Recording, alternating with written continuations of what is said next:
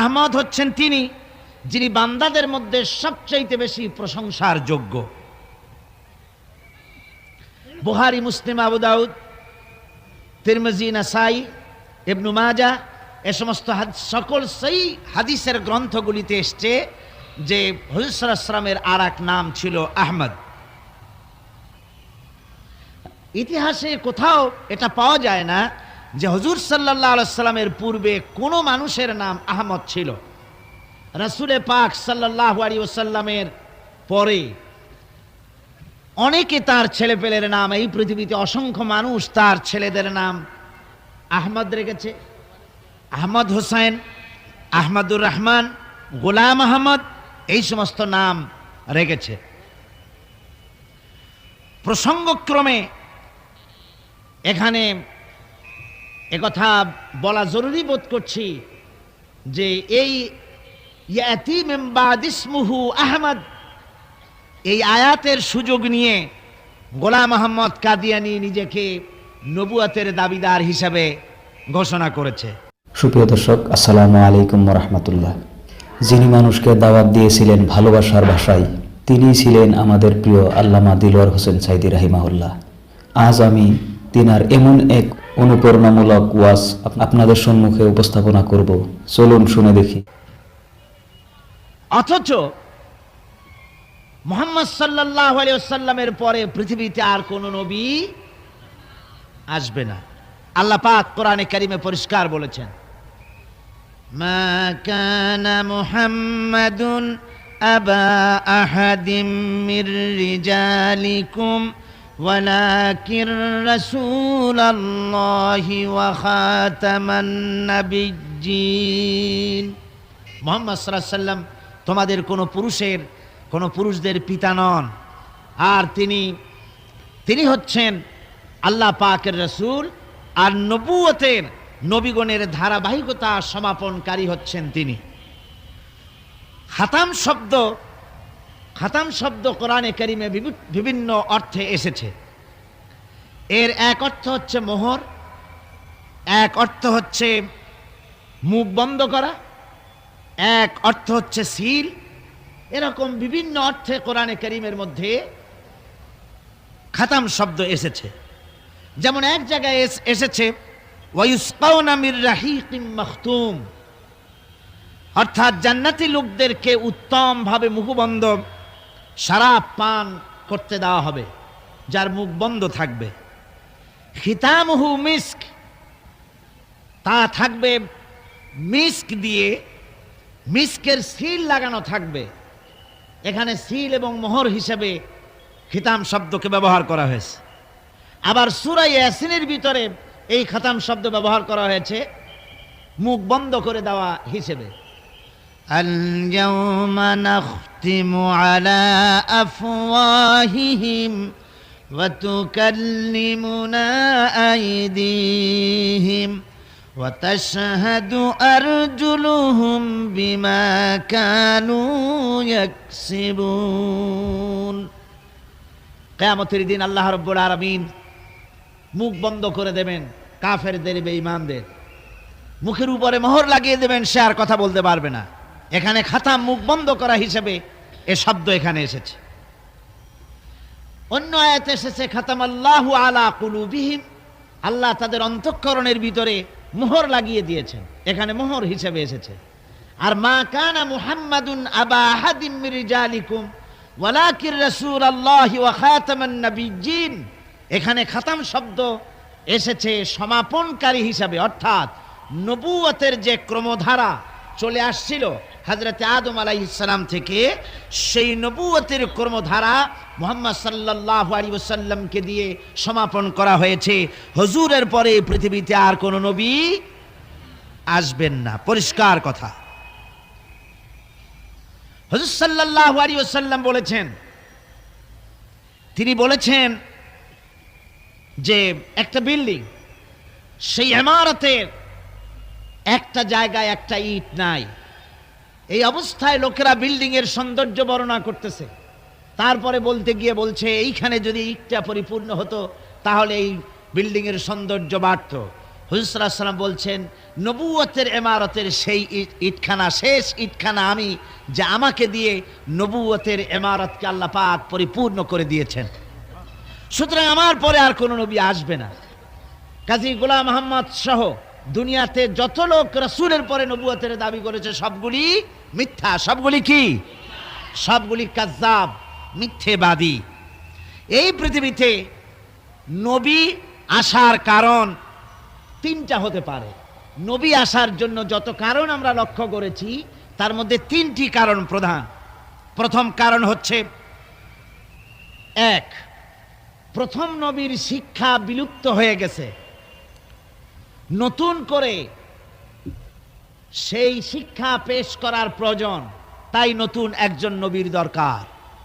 আপনারা বলেন, রাসূল পাক সাল্লাল্লাহু আলাইহি ওয়াসাল্লামের কোনো হেদায়েত, তার কোনো শিক্ষা বিলুপ্ত হয়েছে?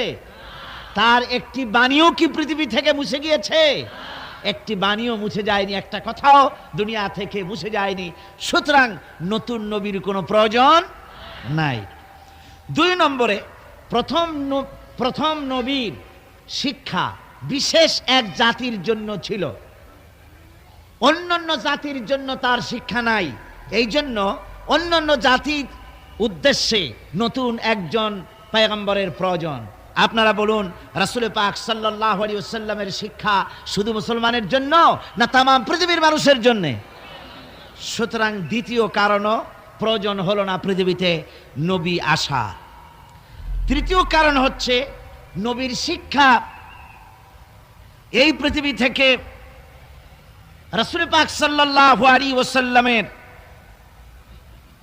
শিক্ষা পরিপূর্ণভাবে তিনি দুনিয়ার মানুষের সামনে দিয়েছেন। তার শিক্ষা অপূর্ণ নয়, শিক্ষাও পূর্ণাঙ্গ। কাজেই পূর্ণাঙ্গ এই শিক্ষাকে আবার ঝালাই করার জন্য নতুন কোনো নবীর এই পৃথিবীতে আগমনের কোনো প্রয়োজন নাই। রাসূল পাক সাল্লাল্লাহু আলাইহি ওয়াসাল্লাম কোনো বিশেষ জাতির জন্য নবী হয়ে আসেননি, অন্যান্য নবীরা ছিলেন বিশেষ জাতির জন্য। প্রত্যেক নবী তার গোত্রের জন্য এসেছেন। কোরআনে কারিমে বলা হয়েছে, নূহ আলাইহিস সালামকে ওয়ালাকাদ আরসালনা নূহান ইলা কওমিহি, আমি নূহ আলাইহিস সালামকে তার কওমের জন্য পাঠিয়েছি। শুআয়ব আলাইহিস সালামকে মাদিয়ানবাসীদের জন্য পাঠিয়েছি। কিন্তু হুজুর সম্পর্কে কথা বলা হয়নি যে আমি মুহাম্মদ সাল্লাল্লাহু আলাইহি ওয়াসাল্লামকে এই পৃথিবীতে কুরাইশদের জন্য পাঠিয়েছি, এমন কথা বলা হয়েছে? বলা হয়নি। আল্লাহ রাব্বুল আলামিন মুহাম্মদ সাল্লাল্লাহু আলাইহি ওয়াসাল্লাম সম্পর্কে বলেছেন, ওয়ামা আরসালনাকা ইল্লা কাফাতান লিন-নাসি বাশীরাও ওয়া নাযীরা। আমি আপনাকে, আল্লাহ বলছেন, আমি ও নবী আপনাকে तमाम পৃথিবীর মানুষের জন্য সুসংবাদ প্রদানকারী এবং ভীতি প্রদর্শনকারী হিসেবে পাঠিয়েছি। শুধুমাত্র এই পৃথিবীর কোন একটি জাতির জন্য আপনাকে পাঠানো হয় নাই। আল্লাহ পাক নবীকে বলেছেন, আপনি বলুন, কুল ইয়া আইয়ুহান নাসু ইন্নী রাসূলুল্লাহি ইলাইকুম জামিআ। হে নবী, আপনি বলুন, ও মানব সকল, আমি আল্লাহর পক্ষ থেকে তোমাদের সকলের জন্য রাসূল হয়ে এসেছি। সুবহানাল্লাহ বলে। এই অর্থে দুনিয়ার অন্যান্য পয়গম্বররা হলেন এলাকা ভিত্তিক নবী, ভাষা ভিত্তিক নবী, আর মুহাম্মদ সাল্লাল্লাহু আলাইহি ওয়াসাল্লাম হচ্ছেন বিশ্ব নবী। জোরে বলেন, রাসূল কি নবী? আরো জোরে বলুন, কি নবী? আর সেই জন্যই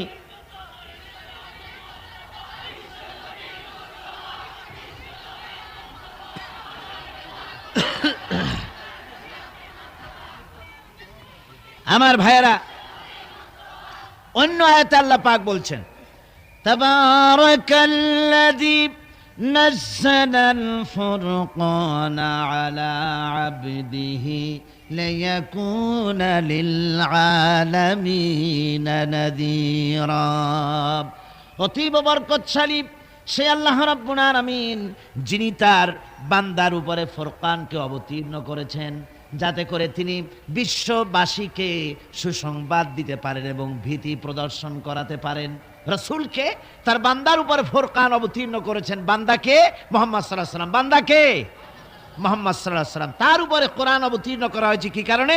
লিয়াকুনা লিল আলামিনা নাযীরা, যাতে করে বিশ্ববাসীকে তিনি সতর্ক করে দিতে পারেন, পরকাল সম্পর্কে, আল্লাহ সম্পর্কে হুঁশিয়ারি করে দিতে পারেন পৃথিবীর মানুষগুলিকে।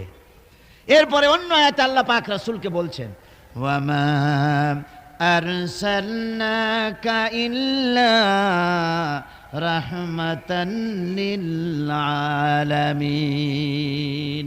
নবী হে, আমি আপনাকে সমগ্র সৃষ্টি জগতের জন্য আমি আপনাকে করুণার মূর্ত প্রতীক করে পাঠিয়েছি। সুবহানাল্লাহ, আপনি করুণার মূর্ত প্রতীক। সমস্ত সৃষ্টি জগতের জন্য আমি আপনাকে আমার দয়া হিসাবে, করুণা হিসাবে পাঠিয়েছি। হুজুর সাল্লাল্লাহু আলাইহি ওয়াসাল্লাম বলেছেন, বুইস্তু ইলাল আহমারে ওয়াল আসওয়াদ, আমি সাদা কালো জাতি ধর্ম বর্ণ বিশেষে সকলের জন্য আমি নবী হিসাবে এসেছি। হুজুর আলো বলেছেন, কানান নবিয়্যু ইউবাসু ইলা কওমিহি খাসসা ওয়া বুইস্তু ইলান নাসি আম্মা। বুখারী ও মুসলিম, বুখারী মুসলিমের হাদিসে এসেছে, রাসূল পাক সাল্লাল্লাহু আলাইহি ওয়াসাল্লাম বলেছেন, দুনিয়ার সমস্ত পয়গম্বরেরা এসেছেন নিজের কওমের জন্য, আর আমি এসেছি গোটা পৃথিবীর সকল মানুষের জন্য নবী হয়ে। সুবহানাল্লাহ ওয়া বিহামদিহি। সুতরাং মুহাম্মদ সাল্লাল্লাহু আলাইহি ওয়াসাল্লাম হচ্ছেন বিশ্বনবী, তারপরে আর কোন নবী এই পৃথিবীতে আসবে না। আর কোন নবী আসবেন? এই পৃথিবীতে আর কোন নবী আসবেন না। হুজুর সাল্লাল্লাহু আলাইহি ওয়াসাল্লাম অন্য হাদিসে বলেছেন, তিরমিজি শরীফের হাদিসে এটা এসেছে, ক্বালা রাসূলুল্লাহ সাল্লাল্লাহু আলাইহি ওয়াসাল্লাম আন্না রিসালাতা ওয়ান নবুওয়া কাদ ইনকাতাত ফালা রাসূলা বাদি ওয়ালা নবুওয়া। রিসালাতের সিলসিলা কাট অফ হয়ে গিয়েছে, আমার পরে আর কোন নবী আসবে না, আমার পরে আর কোন রাসূল আসবে না। বাইহাকী শরীফের হাদিসে এসেছে, রাসূল পাক সাল্লাল্লাহু আলাইহি ওয়াসাল্লাম বলেছেন, লা নবিয়্যা বাদি ওয়ালা উম্মাতা বাদি, আমার পরে কোন নবীও আসবে না, আমার পরে কোন উম্মতও আসবে না। আমি শেষ নবী আর আমার উম্মত শেষ উম্মত। নতুন করে কোন উম্মত, নতুন করে কোন নবীও আসবে না, নতুন করে কোন উম্মতও আসবে না। নবী বলি না, আমরা বলি গোলাম মুহাম্মদকে উম্মতি নবী। রাসূল পাক সাল্লাল্লাহু আলাইহি ওয়াসাল্লাম পরিষ্কার বলেছেন, আমার পরে রাসূল নবী উম্মত কিছুই আসবে না, আমি শেষ পয়গম্বর আর আমার উম্মতি হচ্ছে শেষ উম্মত। আমার ভাইয়েরা, রাসূল পাক সাল্লাল্লাহু আলাইহি ওয়াসাল্লাম বলেছেন যে আমার পরে 30 জন লোক মিথ্যেবাদী, তারা নবুয়তের দাবি করবে। কতজন? 30 জন মিথ্যেবাদী, তারা নবুয়তের দাবি করবে। হুজুর বলেছেন আমার পরে নবী আসবে না। কোরআনে কারীমের মধ্যে, কোরআনে কারীমের দলিলের পর, কোরআন এবং সুন্নাহর দলিলের পর সর্বশ্রেষ্ঠ গ্রহণযোগ্য দলিল হচ্ছে সাহাবায়ে কেরামদের ইজমা। এটা হলো 3 নম্বরের সবচেয়ে বড় দলিল। 1 নম্বরে মুসলমানদের দলিল হচ্ছে কোরআন। 1 নম্বরে দলিল কি? কোরআন। 2 নম্বরে কি? হাদিস। 3 নম্বরে সাহাবায়ে কেরামদের ইজমা। এটা হচ্ছে 3 নম্বরের দলিল। সমস্ত সাহাবায়ে কেরাম রিদওয়ানুল্লাহ তাআলা আলাইহিম আজমাইন, তারা একমত যে রাসূল পাক সাল্লাল্লাহু আলাইহি ওয়াসাল্লামের পরে যদি কেউ নবুয়তের দাবি করে তাহলে সে কাফের, আর তাকে হত্যা করা ওয়াজিব, তার বিরুদ্ধে লড়াই করা ওয়াজিব, জিহাদ করা ওয়াজিব। সে দাবি করলো, সে মনে করলো যে নবুয়ত হচ্ছে একটা ব্যবসা। মুহাম্মদ সাল্লাল্লাহু আলাইহি ওয়াসাল্লামের কিছু ছিল না, নবুয়তের দাবি করলো, গনিমতের মাল আসলো, টাকা পয়সা আসলো, তারপর রাজত্ব হয়ে গেল। এগুলো তো কম কথা না। তা আমিও যদি নবুয়তের দাবি করি তাহলে এরকমের একটা ব্যবসা আমিও করতে পারবো। এই চিন্তা ভাবনা করে নবুয়তের দাবি করে বসলো। নবুয়তের দাবি করে সে প্রচার করে বেড়াতে লাগলো আমি নবী।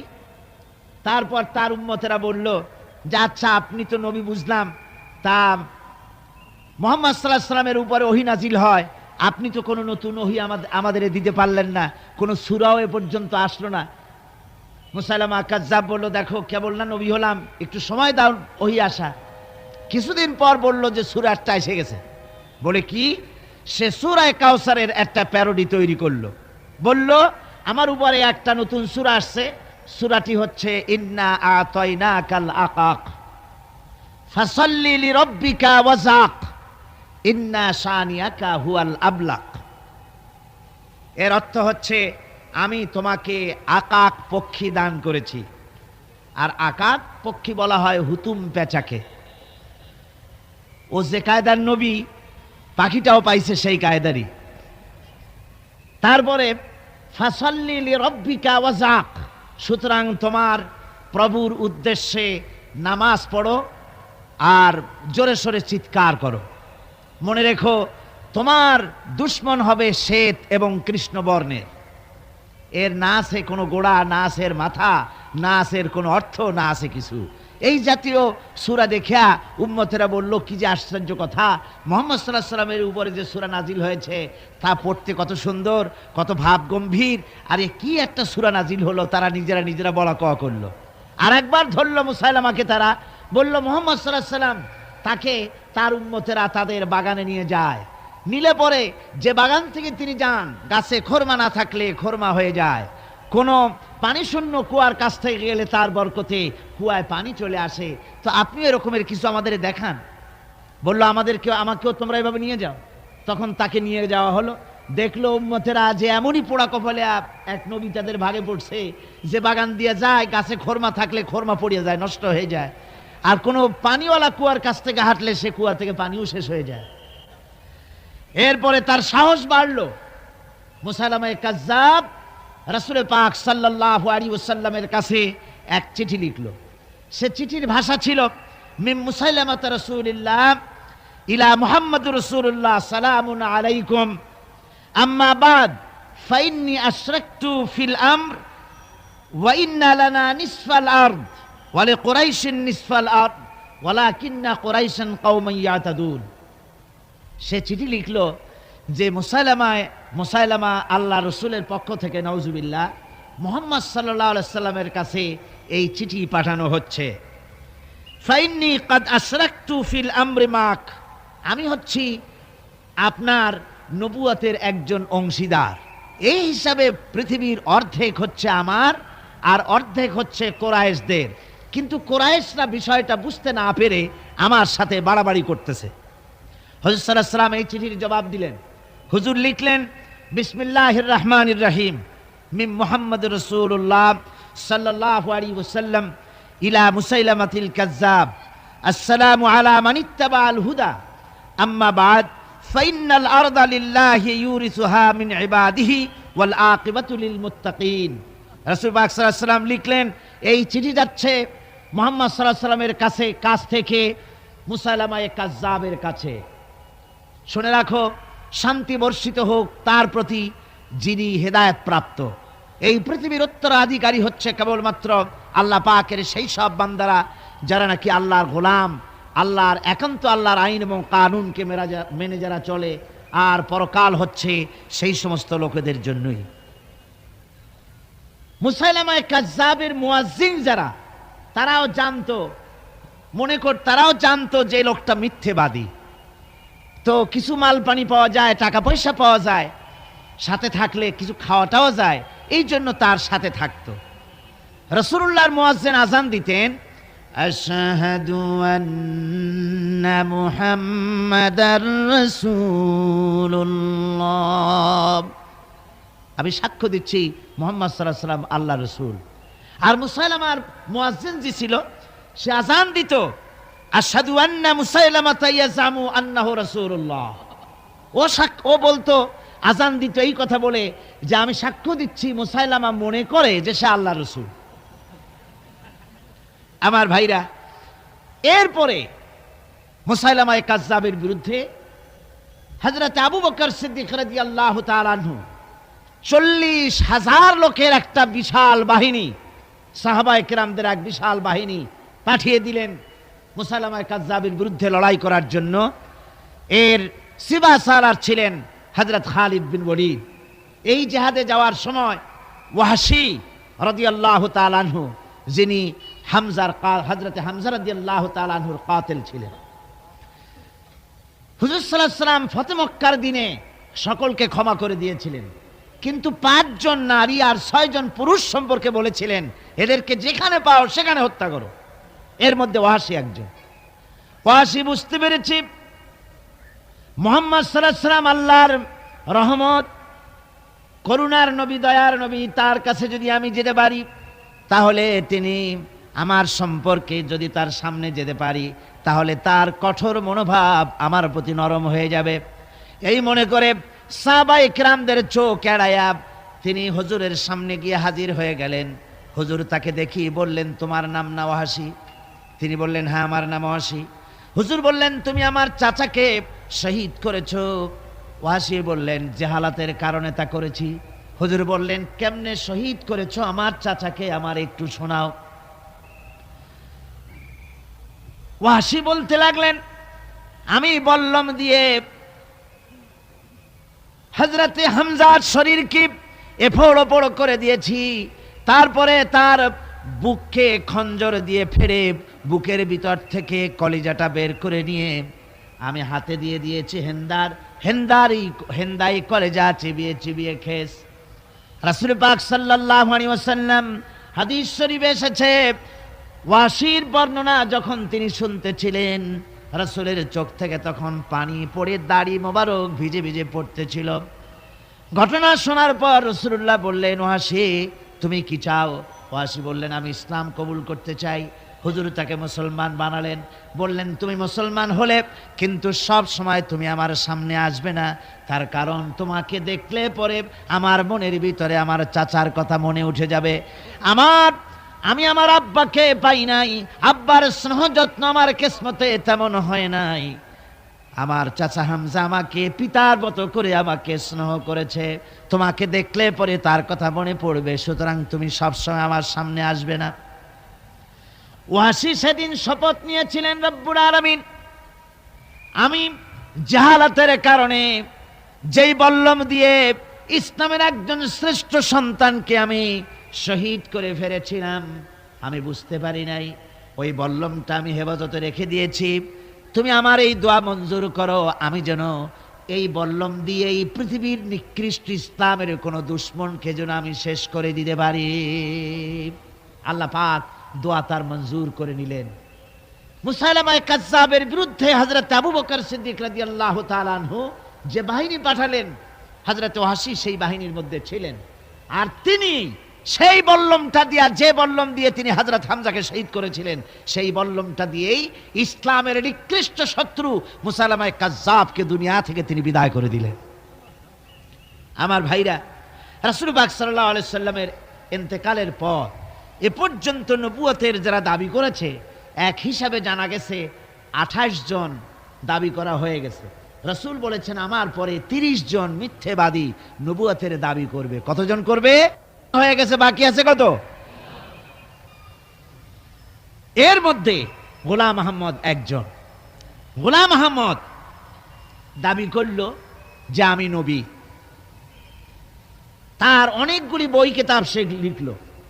বইয়ের মধ্যে এক জায়গায় সে লিখেছে, তার বইয়ে এক জায়গায় লিখেছে যে আমি স্বপ্নে দেখলাম আল্লাহ আমার সামনে উপস্থিত। আল্লাহ আমার সামনে এসেছেন পুরুষের আকৃতিতে, আর আমি তখন স্বপ্নের ভিতরে আমি নিজেকে একজন নারীর মতোই মনে করলাম।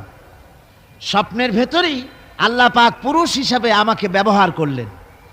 আমি স্বপ্নের মধ্যেই গর্ভবতী হলাম এবং স্বপ্নের ভিতরে আমি গোলাম আহমদ মসিহে রূপান্তরিত হয়ে গেলাম। নাউযুবিল্লাহি মিন যালিক। গোলাম আহমদ বলছে, আল্লাহ পাক ওহীর মাধ্যমে আমাকে জানিয়েছেন, আল্লাহ আমাকে বলেছেন, গোলাম আহমদ তুমি হচ্ছ আমার সন্তান তুল্য। নাউযুবিল্লাহি মিন যালিক। এইভাবে অসংখ্য মিথ্যে কথা দিয়ে বইপত্র রচনা করেছে। লোকেরা তার কাছে নবুয়তের প্রমাণ চেয়েছে। আসলে শরীয়তের বিধান হচ্ছে, হুজুরের পরে যদি কেউ নবুয়তের দাবি করে তাহলে তাকে সে নবী কিনা এর কোনো প্রমাণ তার কাছে চাওয়াও জায়েজ নাই। যেহেতু প্রমাণ চাইতে গেলে বোঝা যায়, সন্দেহ হয়, কিছুটা প্রমাণ দিতে পারলে তাহলে সে নবী হবে। কথা বুঝতে পেরেছেন? এই জন্য রাসূলের পরে যদি কেউ নবুয়তের দাবি করে তাহলে তার কাছে নবুয়তের দাবির কোনো প্রমাণও চাওয়া যাইবে না। বিনা প্রমাণে রাসূলের পরে নবুয়তের দাবি যেই করবে সে কি হবে? জোরে বলেন, কি হবে? কাফের হয়ে যাবে। দুনিয়ার সমস্ত উলামা, সমস্ত মুহাদ্দিস, সমস্ত মুফাসসির, দুনিয়ার সমস্ত মুফতি সব একমত, কোনো দ্বিমত নাই, গোলাম মোহাম্মদ কাদিয়ানী কাফের। তার অনুসারীরাও তার জামানায় মাওলানা আতাউল্লাহ শাহ বুখারী রহমতুল্লাহ আলাইহি তার সঙ্গে একটা বহস হলো, যেহেতু গোলাম মোহাম্মদ বলেছিল যে আমার এই 40 দিনের মধ্যে কেউ প্রতিবাদ করুক যেগুলি আমার ওহী নয়। হযরতে মাওলানা আতাউল্লাহ শাহ বুখারী রহমতুল্লাহ আলাইহি সেই যুগের একজন শ্রেষ্ঠ আলিম, তিনি বললেন, আমি তোমার কাছে কোনো প্রমাণ চাই না তুমি নবী কিনা, আমি জানি তুমি মিথ্যেবাদী, তবে তোমাকে বলতে হবে তুমি এই শক্তি কোথায় পেলে।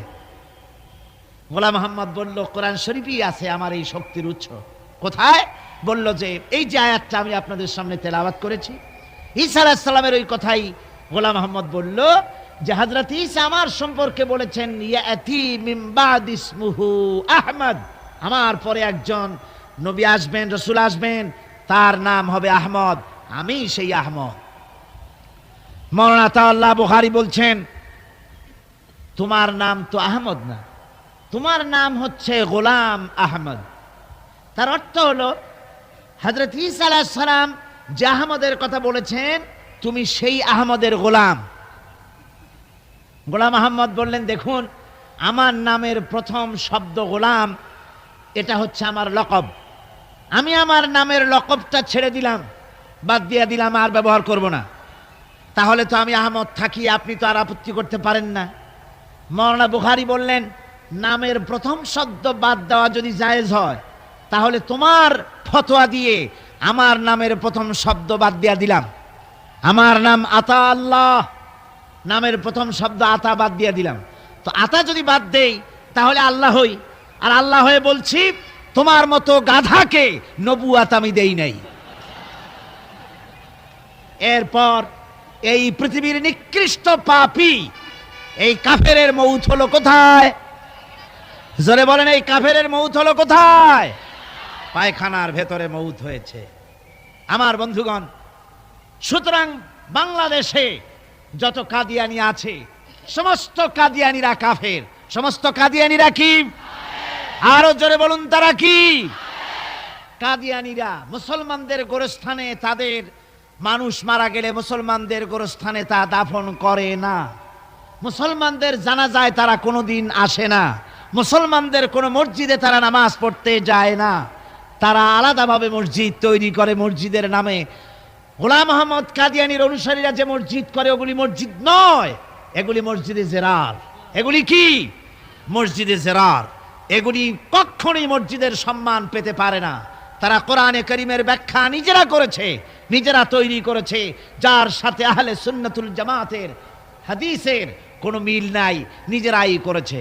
সুতরাং এই কাদিয়ানীদেরকে সৌদি আরবিয়া সহ মধ্যপ্রাচ্যের 18টি দেশ এবং পাকিস্তান সরকারও নন মুসলিম মাইনরিটি হিসাবে ঘোষণা করেছে। বাংলাদেশ সরকারের কাছে কাদিয়ানীদেরকে অমুসলিম ঘোষণার জন্য দাবি জানানো হচ্ছে দীর্ঘদিন থেকে, কিন্তু যে সরকারি আসে কর্ণপাত করে না, কাদিয়ানীদের সাথে তাল মিলিয়ে চলতে চেষ্টা করে। আর এই তাল মিলিয়ে চলার অর্থই হলো মুনাফিকি। এই তাল মিলিয়ে চলার অর্থ কি? মুনাফিকি। এই মুনাফিকি রোগে বর্তমান সরকারকেও পেয়েছে।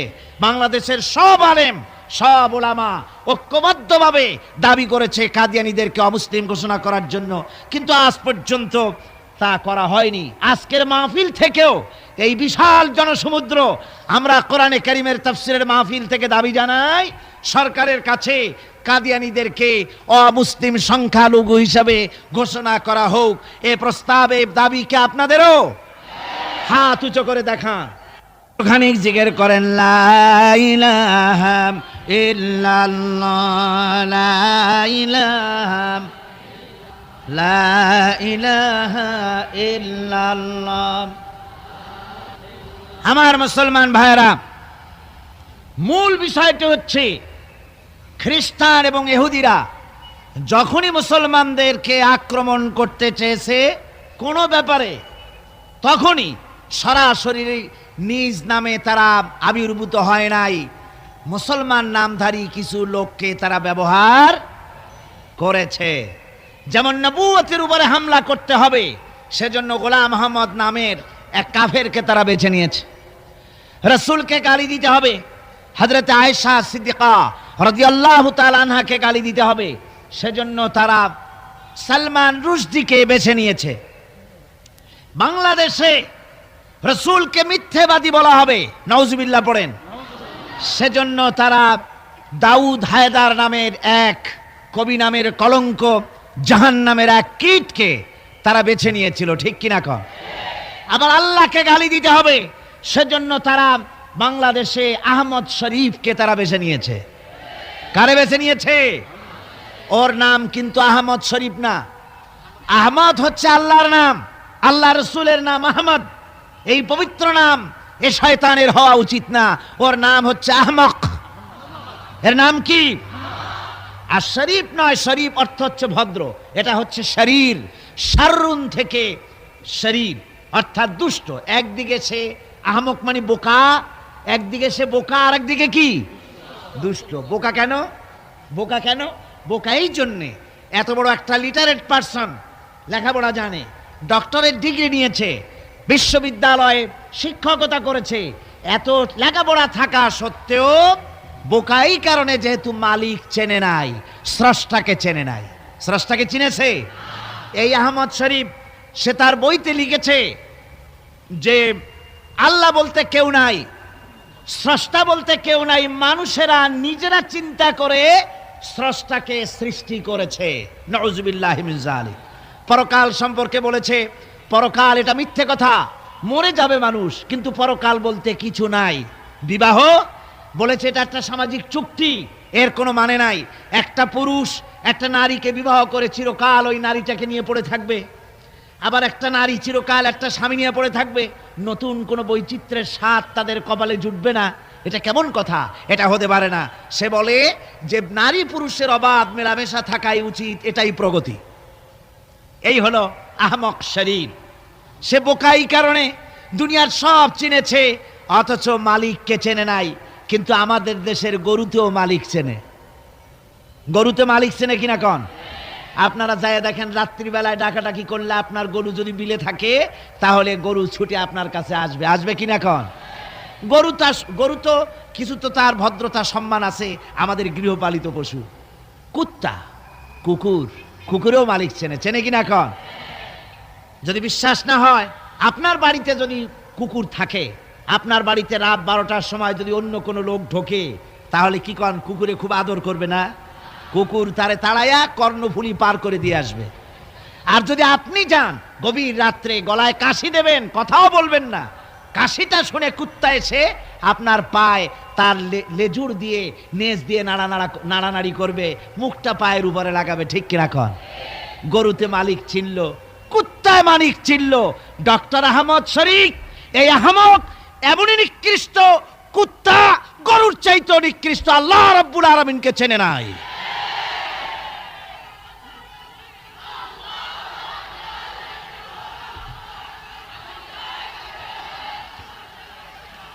আমার ভাইয়েরা, তাকে ফাঁসি দেওয়ার দাবি তো দূরের কথা, ফাঁসির দাবি মানা তো হলোই না, এমনকি গভর্নমেন্ট তাকে গ্রেফতারও করল না। অথচ সংবিধান, বাংলাদেশের সংবিধানের 38 নম্বর ধারার 38 নম্বরের কয়ের উপধারায় একথা পরিষ্কার করে লেখা আছে, ধর্মীয় অনুভূতিতে আঘাত লাগিয়ে কোনো কথা লেখা যাবে না, বলা যাবে না। যদি বলা হয়, বাংলাদেশ পেনাল কোড বলছে, বাংলাদেশ দণ্ডবিধি, তার মধ্যে পরিষ্কার লেখা আছে, কেউ যদি এরকম বলে, আমি ভুল বলেছি, ওটা সংবিধানে না, এটা হচ্ছে পেনাল কোডে। বাংলাদেশ দণ্ডবিধির 38 নম্বর কয়ের ধারায় একথা, ক উপধারায় একথা লেখা আছে পরিষ্কার করে, যদি কেউ কারো ধর্মের প্রতি আঘাত লাগায়া বক্তৃতা করে, বিবৃতি দেয় অথবা লেখে, তাহলে তার 2 বছরের সশ্রম কারাদণ্ড হতে পারে। পরিষ্কার লেখা। গভর্নমেন্ট গ্রেফতার করতে সাহস পেল না, ফাঁসি দিতে সাহস পেল না, গ্রেফতার করতেও তার সাহস জুটল না। আল্লাহর কোরআনকে অপমান করা হলো, আল্লাহকে গালি দিল, রাসূলকে গালি দিল। একটা মহিলা, আমি তার নাম নিব না, কথায় কথা আসছে, সে মহিলা বাংলাদেশের এতই নিকৃষ্ট নির্বাচিত কলামের নামে আল্লাহকে গালি দিচ্ছে, রাসূলকে গালি দিচ্ছে, বেহেশতকে বলছে অসভ্য উদ্যান। যারা কন নাউযুবিল্লাহি মিন যালিক। তাদেরকে গ্রেফতার করা হচ্ছে না, তাদের শাস্তি দেওয়া হচ্ছে না। আল্লাহর কোরআন, আল্লাহর রাসূল এবং আল্লাহকে গালি দিলে তাতে কোনো অপরাধ হয় না। সংসদের ব্যাপারে কি একটু কথা লিখলো দৈনিক ইনকিলাব, মিল্লাত, এই সমস্ত পত্রিকাকে ওই লেখার অপরাধে সংসদ ভবনে ডেকে নিয়ে কৈফিয়াত তলব করা হলো। তাহলে বোঝা গেল সরকারের কাছে আল্লাহর চাইতে, কোরআনের চাইতে তাদের সংসদের মূল্য বেশি।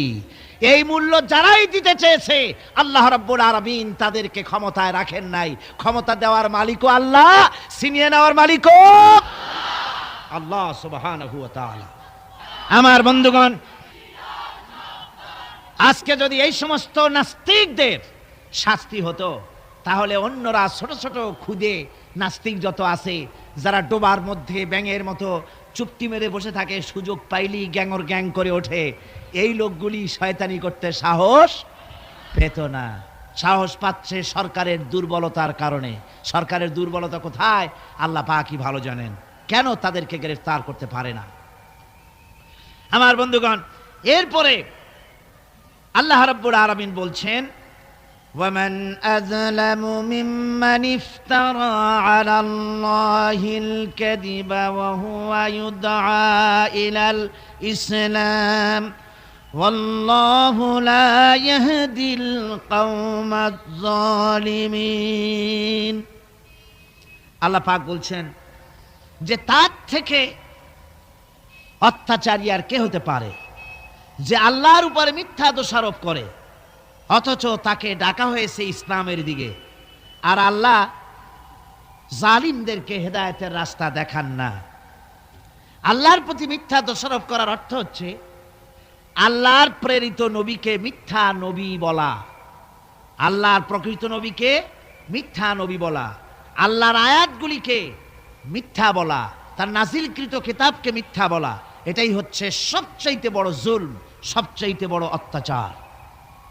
অথচ এই লোকগুলিকে ডাকা হচ্ছে ইসলামের দিকে। নবীরা তার উম্মতদেরকে কোন দিকে ডেকেছে? সবাই ইসলামের দিকে ডেকেছে। কোন নবী এমন নাই যিনি বলেছেন তোমরা আমার গোলামি করো। সমস্ত নবী বলেছে কার গোলামি করো? এই পৃথিবীতে যত নবী এসেছেন সমস্ত নবীরাই তার কওমকে ডেকে বলেছেন, ইয়া কওমি ইবুদুল্লাহা মা লাকুম মিন ইলাহিন গায়রু। সব নবীরা তার কওমকে ডেকে বলেছেন, ও আমার কওম, ও আমার জাতি, এক আল্লাহর গোলামি করো, তিনি ছাড়া তোমাদের কোনো ইলাহ নাই। তারা জাতিকে ডেকে বলেছেন।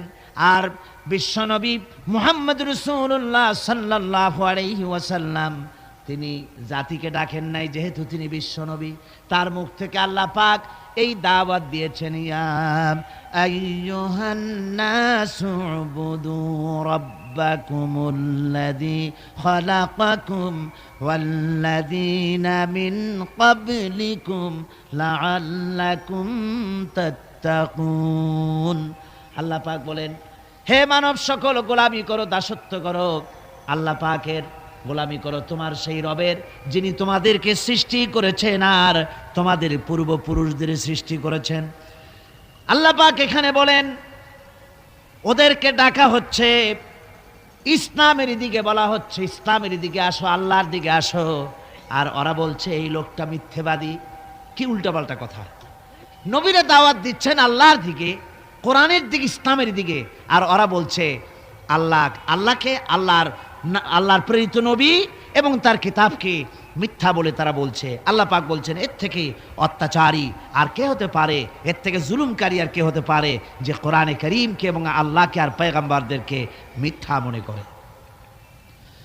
আল্লাহ রাব্বুল আলামিন বলছেন, ইউরিদুনা লিইউতফিউ নূরাল্লাহি বিআফওয়াহিহিম ওয়াল্লাহু মুতিম্মু নূরিহি ওয়ালাউ কারিহাল কাফিরুন।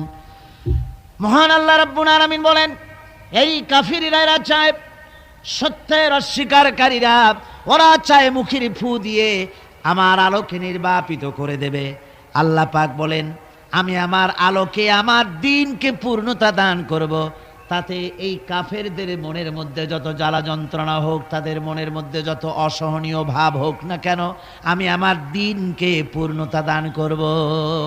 আমার ভাইরা, এই আয়াত তৃতীয় হিজরি সনে ওহদ যুদ্ধের পরে নাজিল হয়েছিল।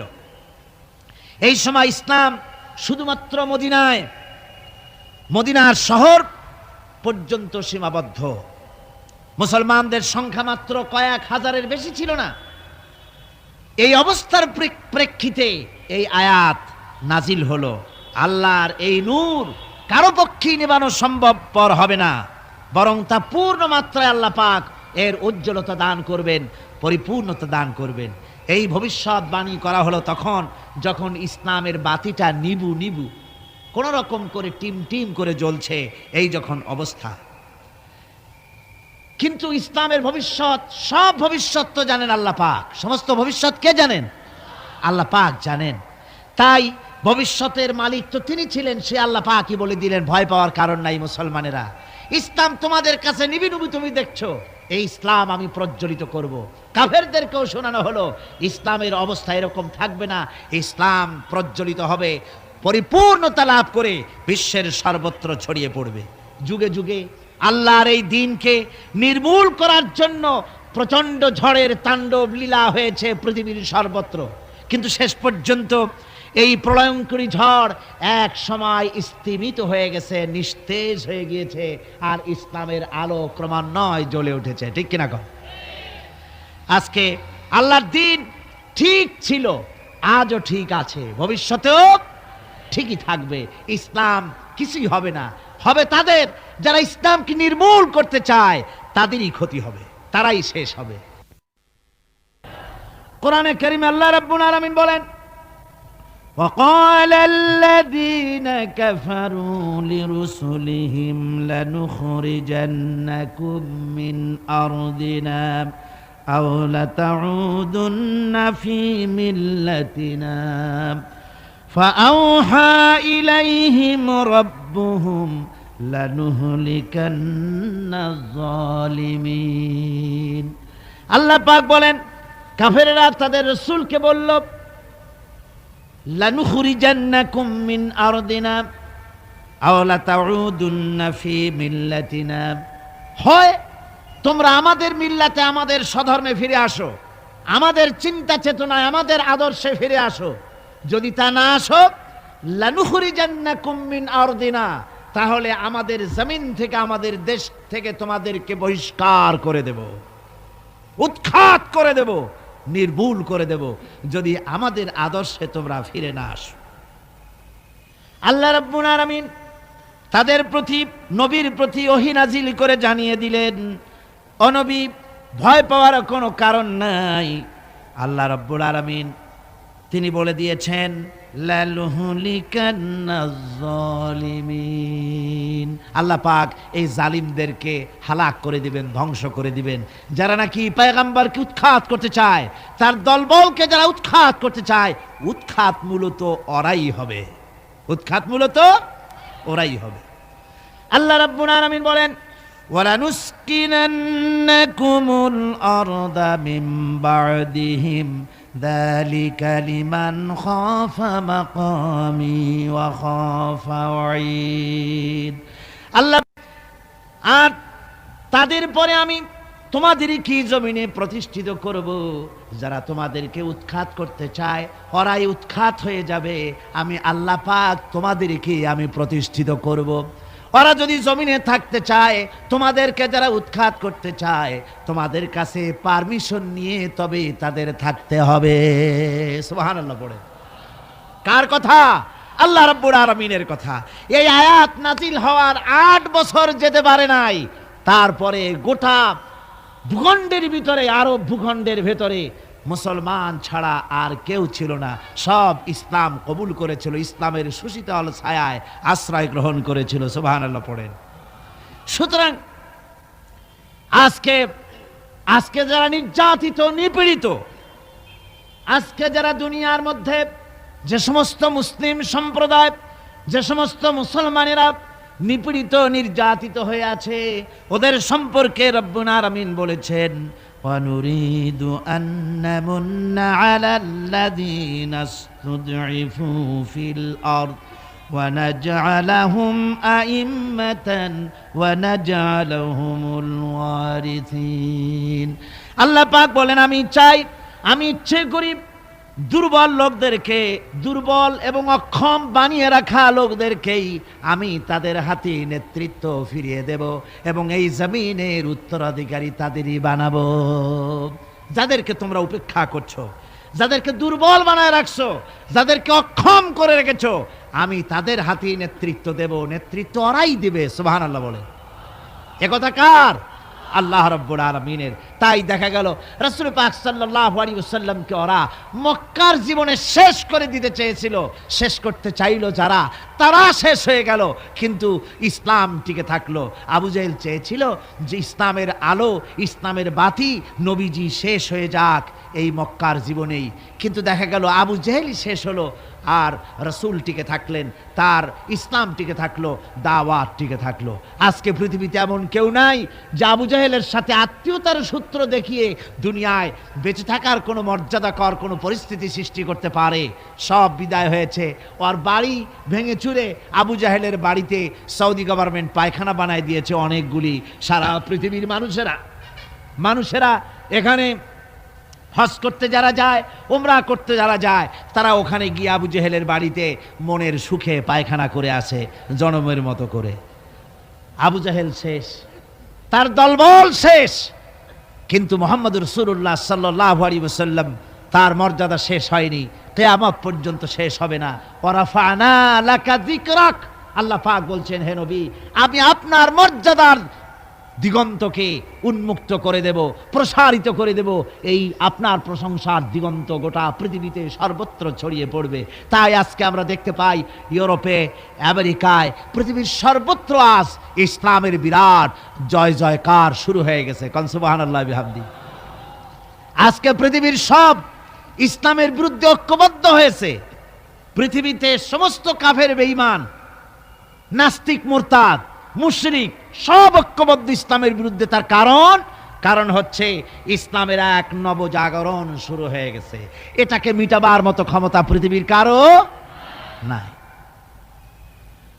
আল্লামা ইকবাল বলেছেন, মগরিব কি ওয়াদিयों में गूंजी अदा हमारे थमथा न था किसी से सैल रवा हमारा।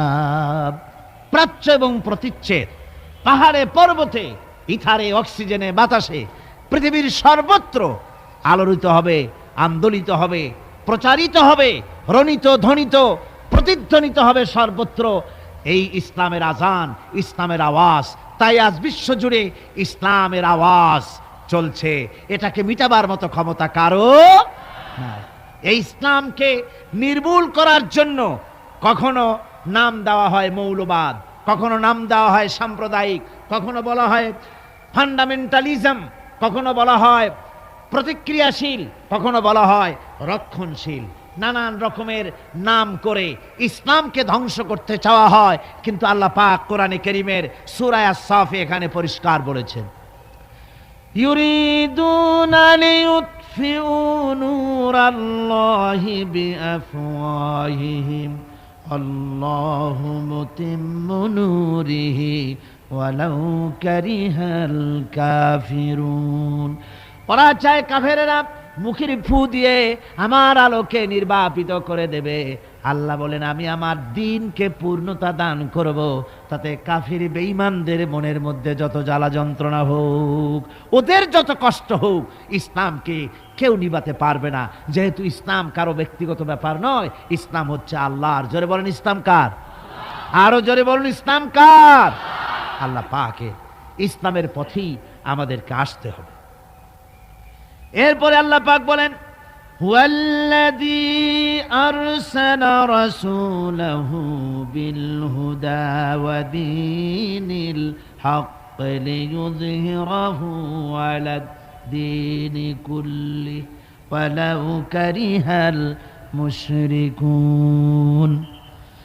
মহান আল্লাহ রাব্বুল আলামিন বলেন, যিনি তার রাসূলকে দ্বীন হক এবং সত্যের বিধান সহকারে পৃথিবীর মধ্যে প্রেরিত করেছেন।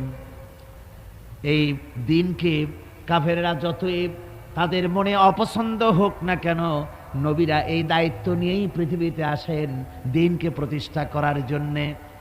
সূরা ফাতহার ভিতরে আল্লাহ রাব্বুল আলামিন এই আয়াতকে আবার আরেকটু ভিন্নভাবে বলেছেন, হুয়াল্লাযী আরসালা রাসূলাহু বিল হুদা ওয়া দীনিল হক লিইয়ুযহিরাহু আলাদ দীনি কুল্লিহি ওয়া কাফা বিল্লাহি শাহীদা।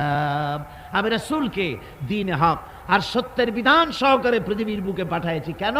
লিইয়ুযহিরাহু আলা দ্বীনি কুল্লিহি, আয় লিইয়ুগলিবাহু আলা সাইরিল আদিয়ান।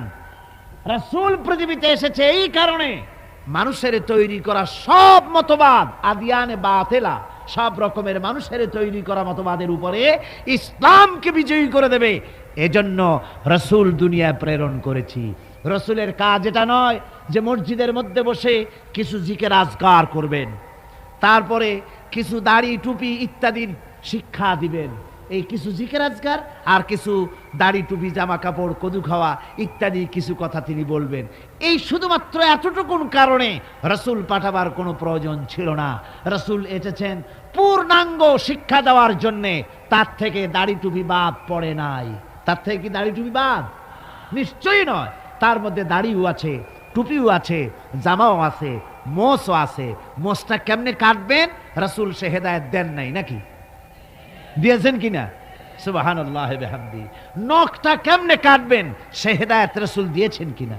দিয়েছেন। টুপির হেদায়েত দিয়েছেন, দাড়ির হেদায়েত দিয়েছেন, জামার হেদায়েত দিয়েছেন, সব দিয়েছেন। কিন্তু আপনারা বলুন রাসূল মার খেলেন কেন?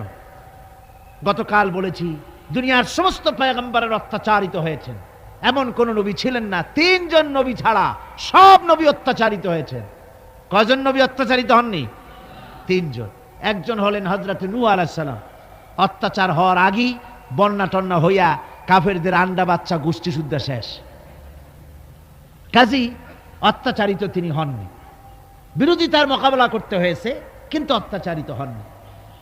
আরেকজন হচ্ছেন হযরত আদম আলাইহিস সালাম।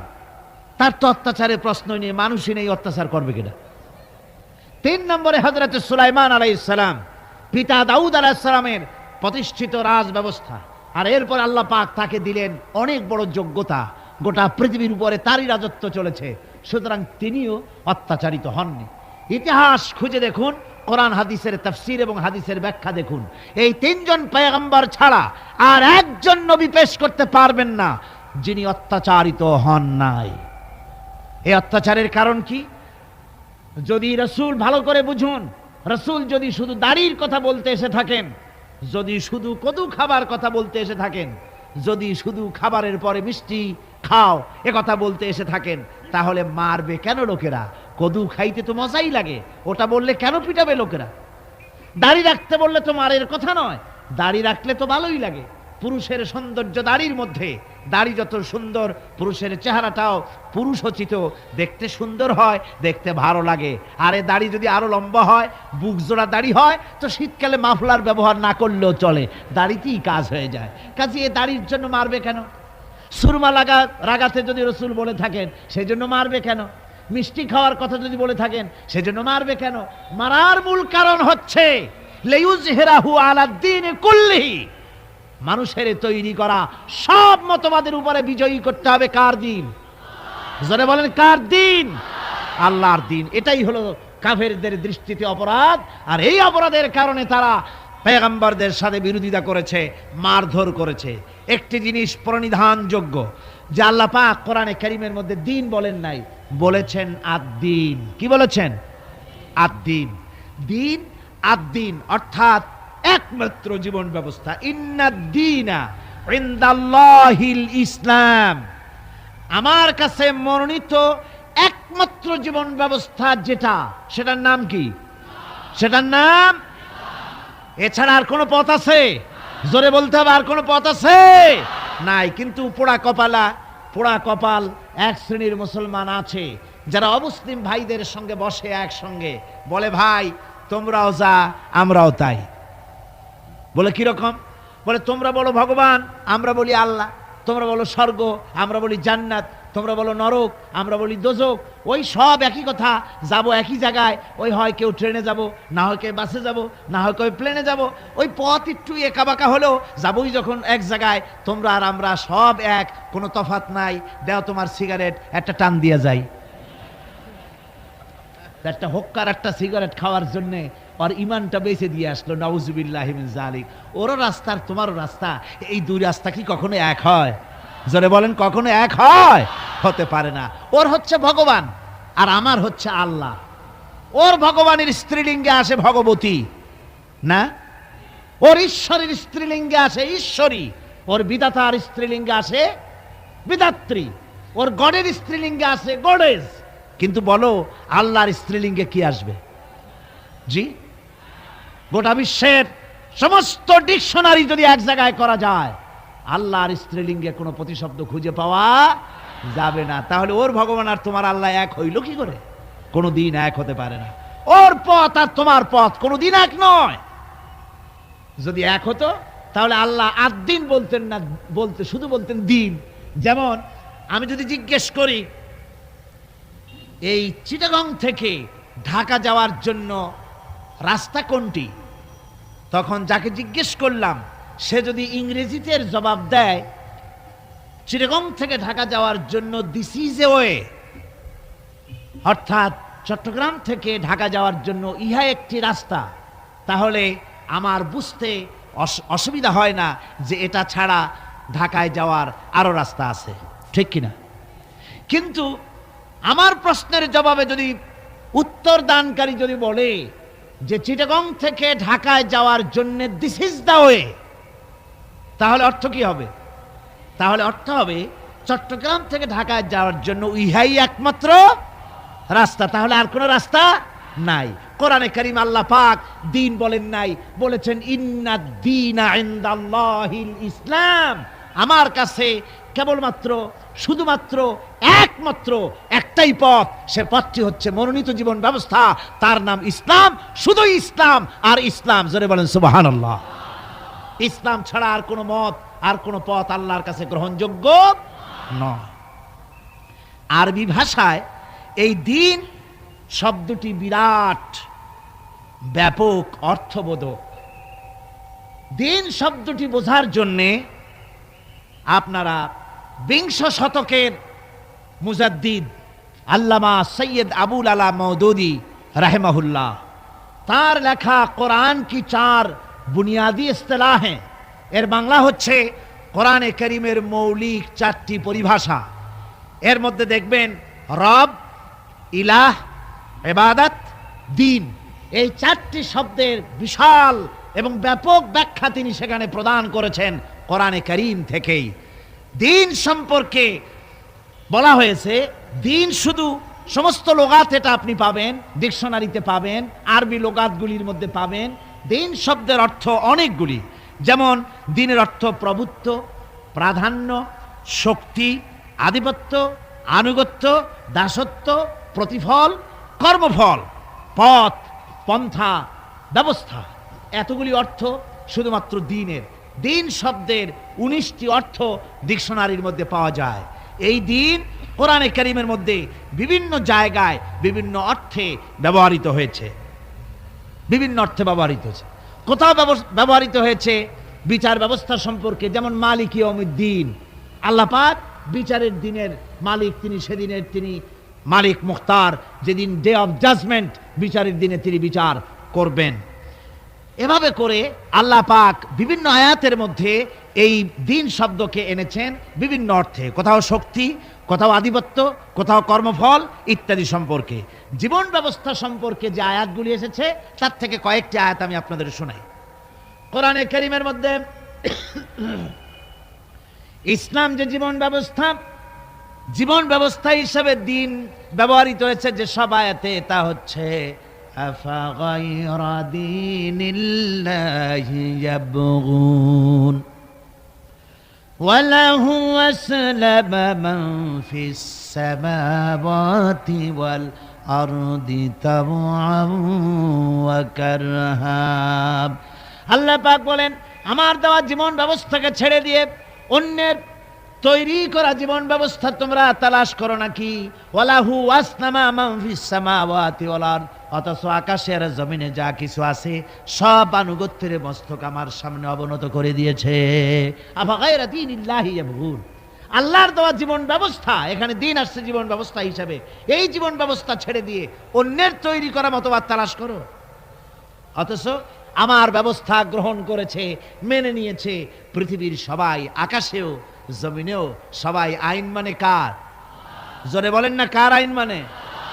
ওই মহাকাশের সূর্য, চন্দ্র, গ্রহ, নক্ষত্র, সৌররাজি, নবমণ্ডল, ভূমণ্ডল সব আইন মানে আল্লাহ রাব্বুল আলামিনের। তাই রাত 12টার সময় সূর্যের ক্ষমতা নাই, রাত 12টার সময় পৃথিবীর আকাশে উদিত হয় আর বলে যে রাত তুই সরে যা, আমি এখন দিনের 12টা বাজায় দেব।